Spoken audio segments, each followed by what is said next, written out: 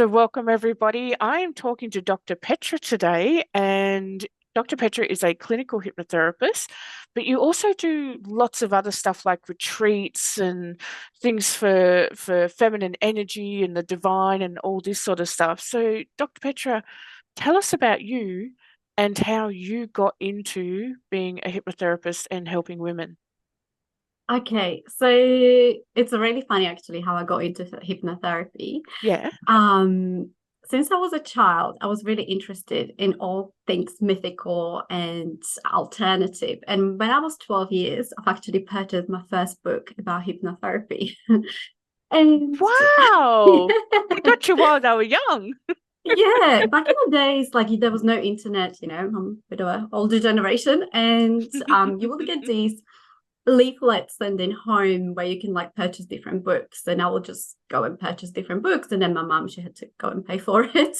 And I Oh, think wow. yeah, one of the books I purchased was hypnotherapy because it was such a novel concept back in the day. People Yeah. really didn't do that. And so I've read, it was like a really heavy textbook. I don't even remember who wrote it. And then after school I would gather all my girlfriends and then I will try the hypnotherapy on them. Wow. Yeah. That's So they knew you were doing this. yeah, look, like that was just like a teenage hobby, Yeah. things we would do after school, and then I kind of forgot about it. Hmm. And I went to high school and school, and then I got into psychology. I was studying psychology. That then I did my PhD in psychology, and after that, I still wanted to learn more about hypnotherapy. Hmm. And I think it was during the COVID when I was like, let's just do a hypnotherapy course. This is something I was always interested in. My soul obviously was calling Yep. towards this direction. Hmm. So yeah, I did my training, and long story short, I became a hypnotherapist, and now I work in this space. And as you said, I mostly work with women, Hmm. and I specialize to heal women to claim their feminine power, to reconnect with their feminine energy and their goddess self. And as you said, Beautiful. I do that through individual therapy, or sometimes I do seminars around Melbourne, or Hmm. I run retreats as well in Bali or here in Victoria. What got you into running retreats? Because that's next level stuff. Yeah, so I've partnered up with one of my friends. Hmm. We used to dance together. She owns belly dancing company in Melbourne, Hmm. and I used to be part of her company. That was back in the days when I was a student and I needed extra money. And I Yeah. was always drawn into connecting with other women, and belly dancing was such a beautiful way of doing that. So, Hmm. and yeah, later on, she also has a PhD in organizational psychology. So we just kind of Wow. combine our skills and Yeah. our expertise, and we started to run retreats, yeah, for women to enhance their feminine power. And yeah. How important is it for a woman to step into that feminine power? Ah, very important. Yeah. And the way I look into it is not just through the kind of feminism way of trying to compete with men or trying to match their energy.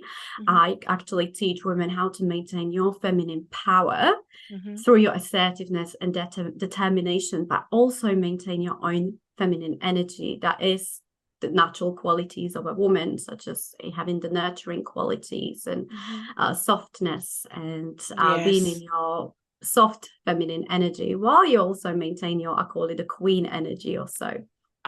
So why do you think we lose that? Because there are a lot of like masculine chicks these days that feel they have to push, push, shove, shove, get noisy or whatever you want to call it. Why do you feel that happens? We lose our feminine power.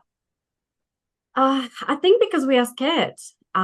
Because Good point. that's two things why we get scared of asserting our feminine power. And the first one is because in a professional settings, if you are not in that kind of masculine energy, you might not be perceived as relevant or have that authority. Hmm. So oftentimes women try to compete with men and try to channel their energy instead of staying in their own feminine power by maintaining their softness and their intuition and their feminine wisdom. Hmm. And also the qualities of a woman that is in that kind of strong feminine, no, I wouldn't say feminine, that more masculine energy is oftentimes associated with a woman that is also, I call it she's in a wounded energy. So Yeah. she is a little bit cold, she's rigid, she's reserved, and Bitchy, oftentimes bossy. bitchy, bossy. Yeah. And then women are scared to be being perceived that way. So they kind of Mm. resort and they don't try to channel it. Yeah. So there's like these two spectrums why either women stay in that kind of rigid energy and they're scared of their feminine energy, and then our women who are scared of that kind of feminine power. So they stay on these two opposite spectrums, I would say. So Mm. what I'm trying to teach women is how to come to the middle Yeah, the and balance how area. to balance it out, how to maintain your soft, beautiful, feminine, nurturing energy, but also have your assertiveness and your drive, and do not lose that power and your own boundaries as well as a woman, because that's so important. Absolutely. So if you could give people listening to this one piece of advice, what would it be? Let me think about this one. Never play small, always maintain your feminine power, but also don't forget about your true authentic self, and don't be afraid to be a woman. It is Yes. beautiful to be a woman. We are women for a reason. We came here into this body to be channeling that type of energy. So it's very important for us not to lose it. Do you think that some of us just forget to be a girl or forget to be feminine or, forget to be like, I don't want to use the word sexual, but to be that empowered female that is soft as well. Do you think we just forget about being a girly girl? Yes, absolutely. I mean, the girl is the archetype that we all have within us, because we all were a girl once. Hmm. And oftentimes, as we grow up, we forget about that inner girl and we forget to nurture it. And And to we have also fun. have, yeah, how to have fun, how to stay innocent, and how to have our heart open. And Yes. then we are also scared to channel the lover energy, I call it, when we are sexual, Hmm. when we are in our sensual energy. And that is a part of us. And if we deny it, the more bitter we become as women. Hmm. So that's why it's so important to nurture that type of quality as well. Yeah, absolutely. Thank you Mm. so much for talking with me here today, Dr. Petra. I love talking to you every single time.